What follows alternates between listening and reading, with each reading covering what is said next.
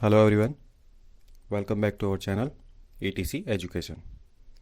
Previous lectures में हमने Mesopotamian civilization में सिटीज़ के डेवलपमेंट को देखा और आज के लेक्चर में हम मेसोपोटामियन सिविलाइजेशन में राइटिंग के डेवलपमेंट और राइटिंग की लेगेसी को स्टडी करेंगे। शुरू करते हैं अपने पहले टॉपिक से, which is the development of writing. सभी तरह के सोसाइटीज़ को कम्युनिकेशन के लिए लैंग्वेज की ज़रूरत पड़ती है और लैंग्वेज ऐसी साउंड्स को बोलते हैं जिनका कोई सर्टेन मीनिंग हो, और ऐसी साउंड्स जिनका कोई सर्टेन मीनिंग हो उन्हें हम विजिबल साइंस में प्रेजेंट करते हैं, तो उसे हम राइटिंग या स्क्रिप्ट बोलते हैं। आर्कियोलॉजिस्ट को मेसोपोटामिया से राइटिंग के प्रूफ मिले हैं, जिनकी स्टडी करने पे पता चलता है कि राइटिंग क्ले टैबलेट्स में की जाती थी और ऐसा माना जाता है कि फर्स्ट रिटन टैबलेट 3200 BC के आसपास बना था। इस टैबलेट में 500 डिफरेंट टाइप्स के साइंस मिले हैं जो कि डिफरेंट गुड्स को रिप्रेजेंट करते हैं, जो कि या तो कहीं से लाए गए थे या फिर टेम्पल अथॉरिटीज़ के द्वारा लोगों में डिस्ट्रीब्यूट किए गए थे। Now the question is why they started writing. अगर हम थोड़ा ध्यान से सोचेंगे तो ये क्लियर हो जाएगा कि जब हमें डिफरेंट एरियाज़ में डिफरेंट टाइप्स के गुड्स को इंपोर्ट या एक्सपोर्ट करना होता है तो हमें हर चीज़ के रिकॉर्ड रखने पड़ते हैं। इस किस पर्सन ने कहाँ से कौन सा सामान पिक किया और उस सामान को आगे किसे डिलीवर किया गया, अगर हम ये रिकॉर्ड नहीं रखेंगे तो हम गलत सामान को गलत जगह पे या तो लेने पहुंच जाएंगे या फिर गलत पर्सन को डिलीवर कर देंगे। अगर कोई क्रिमिनल एक्टिविटी होती है तो हमें उसका भी पता नहीं चलेगा, और फिर डिफरेंट टैक्स जो डिफरेंट ऑफिशियल्स होते हैं जो टैक्स का कैलकुलेशन करते हैं वो भी ठीक से काम नहीं कर पाएंगे, जिसकी वजह से ट्रेड इफेक्ट हो जाएगा और ट्रांसपोर्टेशन भी ठीक से नहीं हो पाएगा। ऐसी ही प्रॉब्लम्स मेसोपोटामियन सिविलाइजेशन में तब स्टार्ट हुई होंगी जब मेसोपोटामिया में ट्रेड बड़े लेवल पे ऑर्गेनाइज हो रहा होगा, गुड्स एक जगह से दूसरी जगह ट्रांसपोर्ट किए जा रहे होंगे। Now we know the reason behind the starting of writing. अब हम ये समझने की कोशिश करेंगे कि राइटिंग के लिए कौन से मटेरियल यूज़ होते थे और राइटिंग की प्रोसेस क्या होती थी। मटेरियल में तो क्ले का यूज़ हो करके टैबलेट्स बनाए जाते थे और उसकी प्रोसेस ये होती थी कि क्ले जो कि मिट्टी होती है एक तरह की, वेट क्ले को वेट किया जाता था, गीला किया जाता था और उसे ऐसे साइज़ में कन्वर्ट किया जाता था जिसे कि आसानी से हाथ में पकड़ा जा सके। इसी को टैबलेट बोला जाता था। टैबलेट बन जाने के बाद वेट क्ले सरफेस को स्मूथ किया जाता था। फिर एक प्लांट होता है रीड, उसके शार्प एंड की हेल्प से स्क्राइब वेज शेप्ड, जिन्हें कि यूनिफॉर्म साइन भी बोला जाता है, इनको वेट क्ले टैबलेट पर कार्व करता था। कार्विंग हो जाने के बाद टैबलेट को सनलाइट में सूखने के लिए रख दिया जाता था, जिससे कि टैबलेट हार्ड हो सके और जो टैबलेट है उसमें जो रिटर्न जो भी रिकॉर्ड है उसको सील किया जा सके। इस तरह से सेलिंग और परचेजिंग के रिकॉर्ड तैयार हो जाते थे। इन रिटर्न रिकॉर्ड्स को स्क्रिप्ट को आर्कियोलॉजिस्ट ने डिकोड कर लिया। इसी वजह से हमें मेसोपोटामियन सिविलाइजेशन के बारे में इतनी इन्फॉर्मेशन मिल पाई है। और मेसोपोटामिया की ही कंटेम्पररी सिविलाइजेशन है इंडस वैली सिविलाइजेशन, जहाँ से ना तो इतने ज़्यादा रिटर्न रिकॉर्ड्स मिले हैं और ना ही इंडस वैली सिविलाइजेशन की स्क्रिप्ट को डिसेफर किया जा सका है, जिसकी वजह से हमें इंडस वैली सिविलाइजेशन के बारे में इतनी जानकारी नहीं मिलती है जितनी कि मेसोपोटामियन सिविलाइजेशन के बारे में मिलती है। अब देख लेते हैं लैंग्वेज कौन सी थी और स्क्रिप्ट क्या थी उन लैंग्वेज की। मेसोपोटामियन सिविलाइजेशन में 2600 BCE लगभग तक क्यूनिफॉर्म स्क्रिप्ट डेवलप हो चुकी थी। स्टार्टिंग में लैंग्वेज सुमेरियन थी, जो कि ग्रेजुअली एकेडियन लैंग्वेज के द्वारा 2400 BCE में रिप्लेस कर दी गई थी। एकेडियन लैंग्वेज में भी राइटिंग के लिए फर्स्ट सेंचुरी CE तक क्यूनिफॉर्म स्क्रिप्ट ही यूज़ की जाती थी।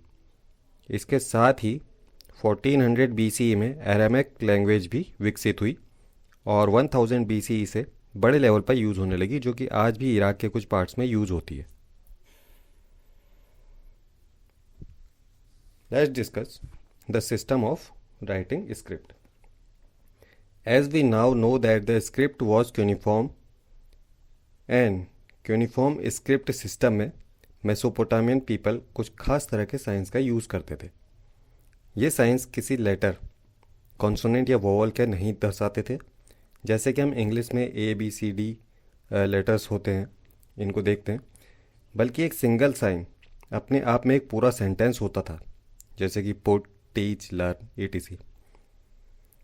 इस सिस्टम में स्क्राइब्स बहुत इंपॉर्टेंट रोल प्ले करते थे, क्योंकि स्क्राइब का काम यूनिफॉर्म स्क्रिप्ट के साइंस को विजिबल फॉर्म में क्ले टैबलेट में कार्व करना होता था, और किसी भी स्क्राइब को ऐसा करने के लिए वेट क्ले को बहुत ही सावधानी से हैंडल करना होता था, और यूनिफॉर्म स्क्रिप्ट के हंड्रेड्स या थाउजेंड्स साइंस को याद भी रखना होता था, जिसकी वजह से राइटिंग एक स्किल्ड क्राफ्ट के रूप में डेवलप हुआ और इसे एक एनॉर्मस इंटेलेक्चुअल अचीवमेंट समझा जाने लगा, क्योंकि पहली बार लोग किसी पर्टिकुलर लैंग्वेज को विजुअल फॉर्म में यूज़ करके मैसेज और थॉट्स कन्वे करने लगे थे।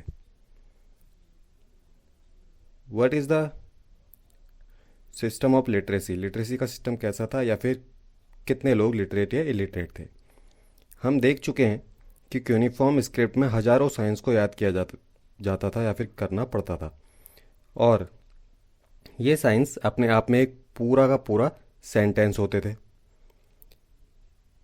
जो इस स्क्रिप्ट को एक बहुत ही कॉम्प्लेक्स सिस्टम बना देते थे, जिसकी वजह से पूरे मेसोपोटामिया में बहुत ही कम लोग पढ़े लिखे होते थे या लिटरेट होते थे। लिटरेसी का हाल बहुत ज़्यादा ख़राब था, इसीलिए लिटरेट लोगों की बहुत रिस्पेक्ट होती थी। Let's discuss the use of writing. Use क्या होता था राइटिंग का? जैसे कि हम सभी जानते हैं, स्टार्टिंग में राइटिंग का यूज़ ट्रेडिंग गुड्स का रिकॉर्ड रखने के लिए किया जाता था। धीरे धीरे कई तरह के इंफॉर्मेशन, जैसे किसी रूलर ने क्या ऑर्डर्स दिए हैं आदि, स्टोर करने के लिए और एक जगह से दूसरी जगह तक मैसेज को कन्वे करने के लिए भी राइटिंग का यूज़ होने लगा।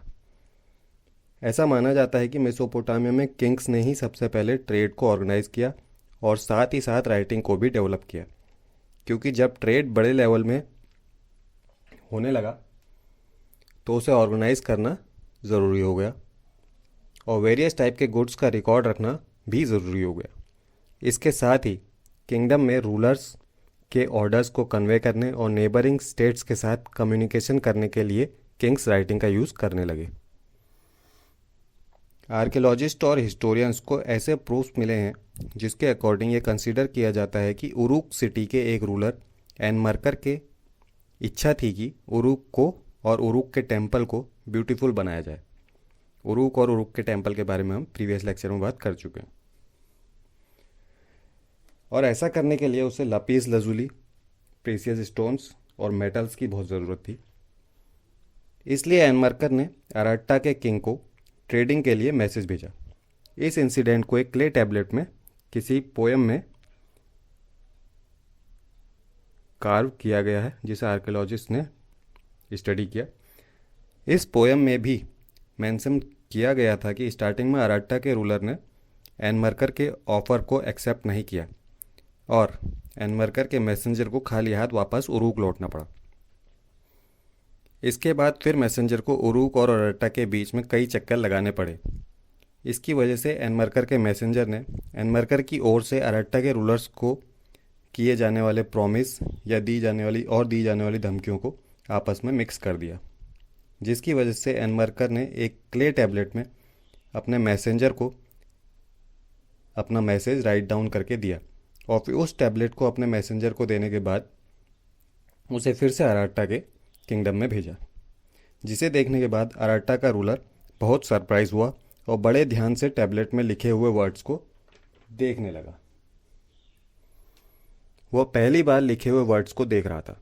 ये पूरा इंसिडेंट एक मेसोपोटामियन पोएम से लिया गया था, जो कि हमें बताता है कि ट्रेड और ऑर्गेनाइजेशन और राइटिंग की स्टार्टिंग सबसे पहले मेसोपोटामियन रूलर्स ने ही की होगी।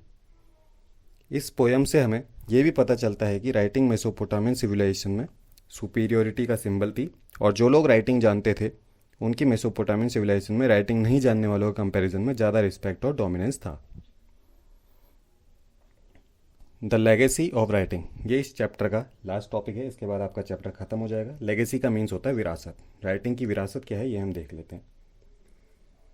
कोई भी इवेंट या किसी भी तरह की नॉलेज ओरली एक जनरेशन से दूसरी जनरेशन को ट्रांसमिट की जा सकती है, लेकिन साइंस को रिटर्न टेक्स्ट की ज़रूरत होती है, जिसे आने वाले स्कॉलर्स की नई पीढ़ियाँ या जनरेशन स्टडी कर सकें और अभी तक जो भी नॉलेज एक्वायर हो सकी है उसके बेस पर नई डिस्कवरी की जा सके।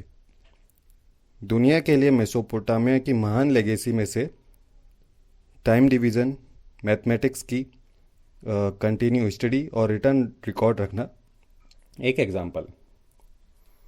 1800 BC के आसपास का एक मेसोपोटामियन टैबलेट मिला है जिसमें मल्टीप्लिकेशन, डिवीज़न, स्क्वायर रूट और कंपाउंड इंटरेस्ट की टेबल्स मिली हैं। इसमें 2 के स्क्वायर रूट को कुछ ऐसे दिया गया है: 1 + 24/60 + 51/60 स्क्वायर + 10/60⁻3। इस इक्वेशन का आंसर 1.41421296 दिया गया है, जो कि करेक्ट आंसर से 1.41421356 थोड़ा ही अलग है। रिटर्न रिकॉर्ड्स को प्रिजर्व करने और उसकी स्टडी करने के लिए मेसोपोटामियन पीपल ने स्कूल्स इस्टेब्लिश किए थे। इन इंस्टीट्यूशन में स्टूडेंट्स पुराने रिकॉर्ड्स को कॉपी करते और उनकी स्टडी भी करते थे। इन इंस्टीट्यूशंस में स्टूडेंट्स को डिफरेंट प्रॉब्लम्स को भी सॉल्व करना होता था, जैसे कि एक फील्ड दिया गया होता था और स्टूडेंट से ये पूछा जाता था कि अगर इस फील्ड में पानी भर जाए तो उस पर्टिकुलर एरिया में जितना भी वाटर फैला हुआ है उसका वॉल्यूम उनको पता करना होता था। इसके अलावा सोलर एंड लूनर एक्लिप्स को भी ऑब्जर्व करना होता था। मून के अर्थ के अराउंड रिवॉल्यूशन के बेस पर साल को 12 मंथ में डिवाइड करना होता था। 1 मंथ को 4 वीक्स में, 1 डे को 24 आवर्स में और 1 आवर को 60 मिनट्स में डिवीज़न इन स्कूल्स में किया जाता था। इन सब के अलावा हमें ऐसे रिकॉर्ड्स भी मिले हैं जिनमें रात के टाइम स्टार्स और कॉन्स्टिलेशन की पोजीशन को बताया गया है। ऐसा माना जाता है कि टाइम का डिवीज़न हम आज जो यूज़ करते हैं वो मेसोपोटामिया से अलेक्जेंडर के सक्सेसर्स ने अडॉप्ट किया और उन्होंने टाइम डिवीज़न की नॉलेज को रोमन वर्ल्ड तक पहुंचाया। रोमन्स ने ये नॉलेज इस्लामिक वर्ल्ड तक पहुंचाई। इसके बाद इस्लामिक वर्ल्ड से होते हुए मिडिवल यूरोप तक टाइम डिवीज़न की ये नॉलेज पहुंची। ऐसी ही बहुत सारी नॉलेज जो हम आज भी अपनी डे टू डे लाइफ में यूज़ करते हैं, इस दुनिया को मेसोपोटामियन सिविलाइजेशन की ही देन है। और ये सब कुछ लेगेसी ऑफ राइटिंग या फिर लिखने की विरासत की वजह से ही पॉसिबल हो पाया, क्योंकि अगर मेसोपोटामियन पीपल कई सालों की अपनी खोज या डिस्कवरी को लिखते नहीं तो ना तो इतनी डिस्कवरीज हो पाती और ना ही दुनिया में ये ज्ञान पहुंच पाता। This is the end of this topic and the chapter